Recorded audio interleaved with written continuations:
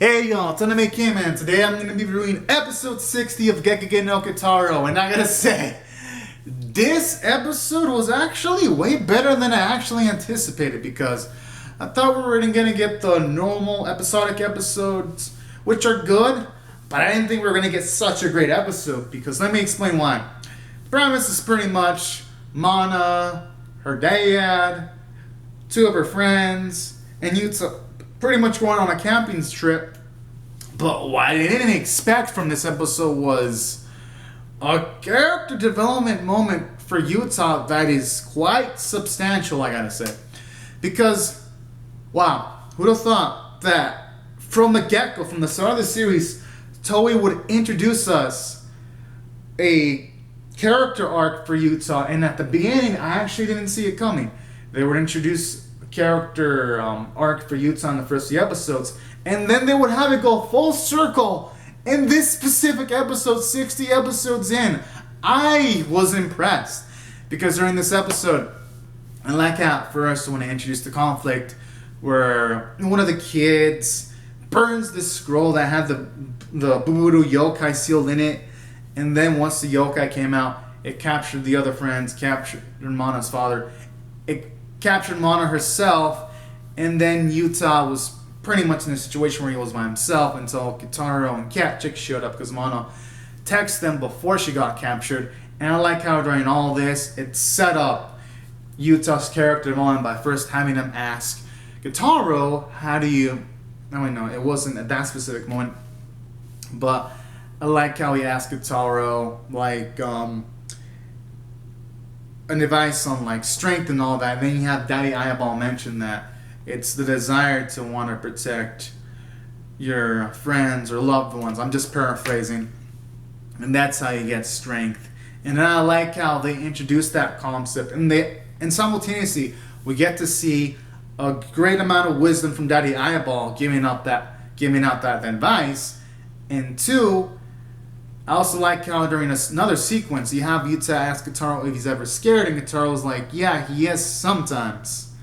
And I like that, because it kind of makes Kitarou a bit more, it makes him a much more humbling character, it adds more layers, and it's also something that it's actually quite true, because in some of the episodes, at times when Kitarou does take on certain yokais, he doesn't exactly look 100% confident in situations. So that actually all makes sense, and it makes the Kitarou a much more fleshed out, a much more full of character. And in addition, it's a great way of developing Yuta too, because when here's the advice about Daddy Eyeball on like how protecting the ones you love gives you strength. I like it afterwards, because Buburu at first is defeated, but then Ratman lets Buburu go because the greedy fuck wants money as always. And then what I like about this was, you see Yuta, Mana, and the others go get out of like the mountain area, because they believe that Catchick and Kitarou have the situation taken care of, not knowing that Ratman accidentally let he purposely let the Buburu yokai go for some money, but that Ratman thankfully didn't get. But I like how it sets up a situation where the Buburu yokai is about to take Mana, but instead Yuta's pretty much just insults at Buburu so that the yokai could capture Yuta instead. And I like that sequence, because you see Yuta grow a backbone figuratively, and I love a sequence like that, because it goes full circle, because now at this point he isn't the one being protected, because let's just think about it. In the first episode, he was kind of protected by Mana when Yuta was being bullied. And then in the yokai forest, where he kind of needed to be protected by Kitarou and friends.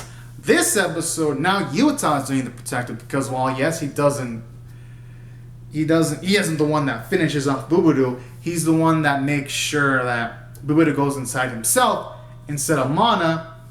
And then I love that sequence of bravery, because it shows you how much he's grown as an individual, as a person.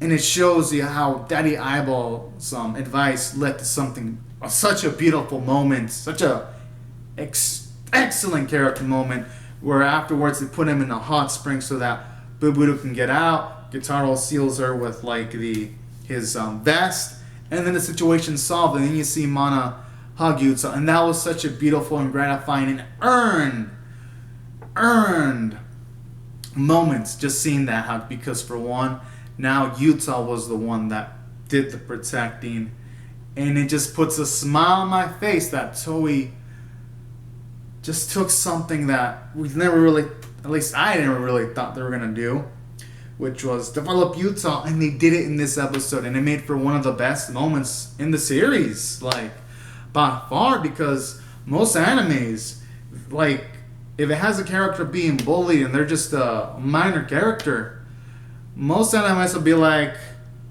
fuck all. They would neglect that character that's being bullied, or they would have the bullied character be saved by the protagonist, but then the character that was bullied would never be set up in a situation where they protect someone else. But this anime, Gegege no Kitarou, went the extra mile of actually having Yuta do the protecting, and that's what makes this episode great. It's what makes it pop. It's what I believe is going to be a good message to anyone, like, especially the young kids watching this show. It's going to be an extremely positive message, and that's what really makes this episode stand out for me. And that's why I thought it was amazing. Like, that was such a great moment for Yuta. Characterization for Kitarou. So from a character standpoint, marvelous. From a story standpoint, it was great, because aside from having all these character moments, he has some nice comedic sequences. Like, you get, again, introduced to an element that was introduced a few episodes ago, like, in some of the first episodes of the series, like, when there was this yokai, I remember the episode in the school where all these yokai were teaching these kids, and then Kitarou snuck in, infiltrated, and then he put in some sunglasses as a fucking disguise. I like how they brought the sunglasses again, too. And it revealed a feature that it can actually has like an infrared option. That's how he was able to see Buburu too in a portion of the episode. That was also another amazing moment about the episode. Again, showing off the Toei. They remember things, and then they utilize it even more in future episodes. And who would have thought they would actually have a gag and then use it as like an intense moment in this episode as like a utility.